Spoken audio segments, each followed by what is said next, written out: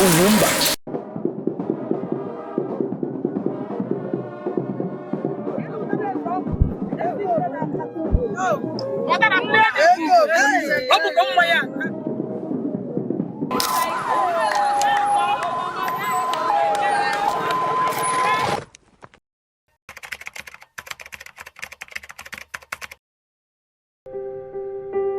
So gano batam na familia.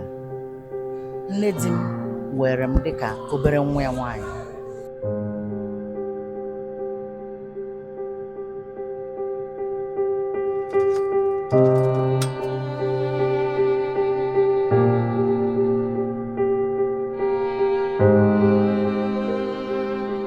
Mụnwa were ya dịka asị nne.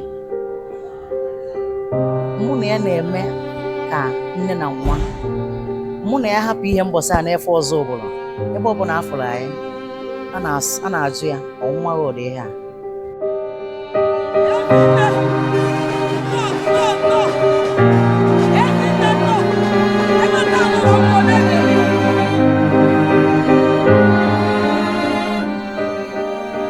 I'm still missing my mother. Even though she died at the age of 91, I'm still missing her. Mwabo, her last born. And with that bond that one is so tight that na amaron na ya nakata one day theater doka po mama from me. Afufu nne mutara na Chineke bless ya na site na nwa. O wee rigide uru ya wee pụta ụbọchị a ọ nara. Ụbọchị anyị na-asịzi ya ọdụla dị mma na ọ ga-adịrịrị ya na mma ma n'ụwa ọzọ n'aha Jizọs.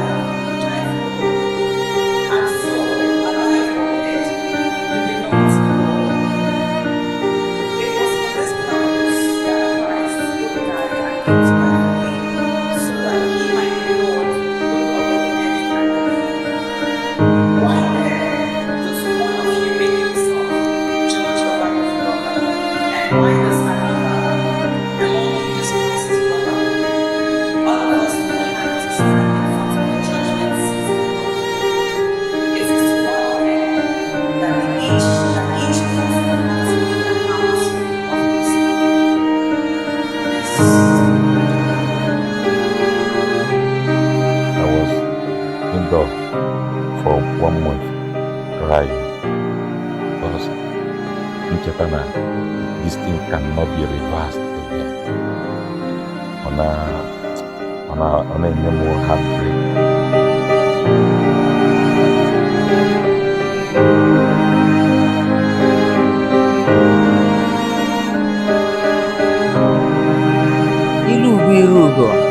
Iru baby.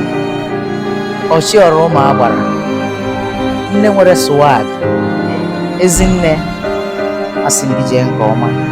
Ụwa ọzọ ọ bụ na a na-anụ ụwa anọ dịka ya bụkwa nne di m jee nke ọma. I will continue missing her until I don't know when. Chineke ya enyere m aka na nwewu obi mmeji wee dibe.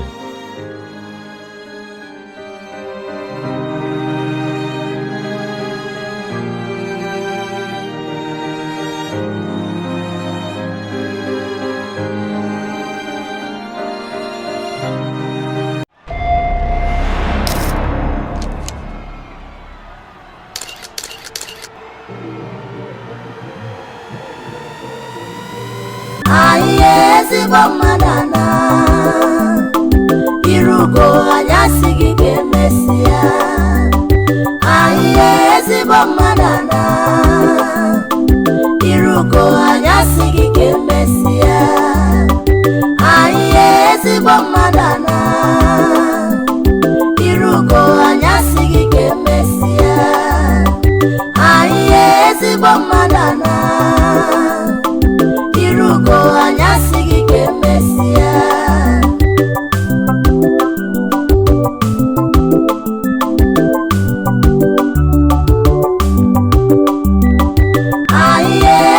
mmadụ anọ